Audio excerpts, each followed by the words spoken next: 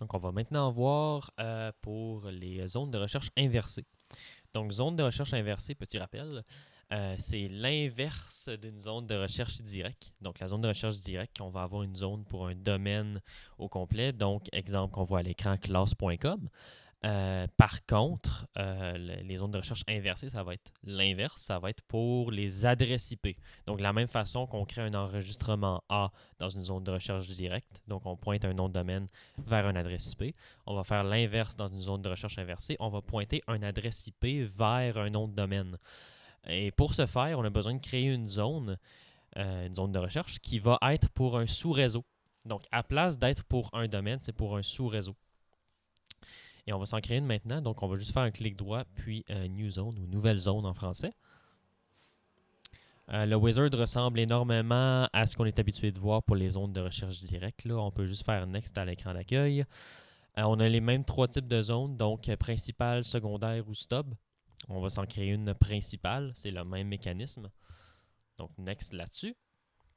Ici, des réglages de réplication vers des DC. On peut laisser ça par défaut, faire Next. Le type d'IP, c'est IPv4 qu'on veut.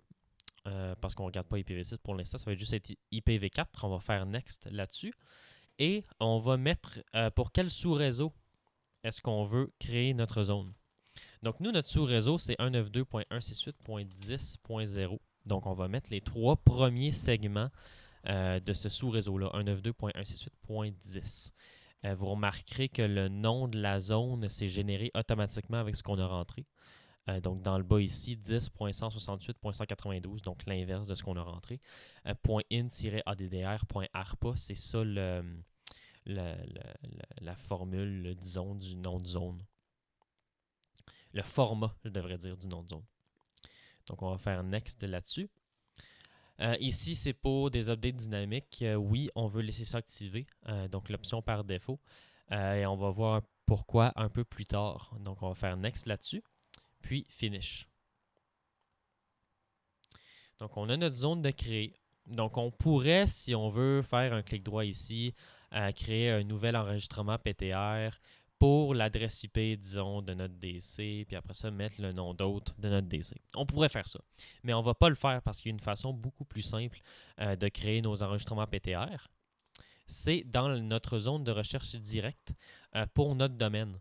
Donc, on a déjà des enregistrements qui se sont créés par eux-mêmes. Fait que ce qu'on va faire, c'est qu'on va les ouvrir. On va cocher la case Update Associated Pointer Record. Donc, mettre à jour automatiquement l'enregistrement PTR. On va cocher ça et cliquer sur Apply. Et une fois qu'on a cliqué sur Apply, on peut retourner dans notre zone de recherche inversée, faire un petit refresh et on va avoir notre enregistrement de créer. Donc, ça, c'est très pratique parce que quand nos enregistrements DNS se créent automatiquement dans notre Active Directory, dans notre zone de notre Active Directory, ça va également mettre à jour nos enregistrements PTR automatiquement. Et là, on peut confirmer que notre enregistrement PTR fonctionne bien en ouvrant une invite de commande. Puis, on va faire la commande NSLOOKUP, mais cette fois-ci pour l'adresse IP et non le nom d'hôte, parce que la zone de recherche inversée, c'est pour les adresses IP. Fait que 192.168.10.15, qui a cette adresse IP-là? Eh bien, c'est mon DC.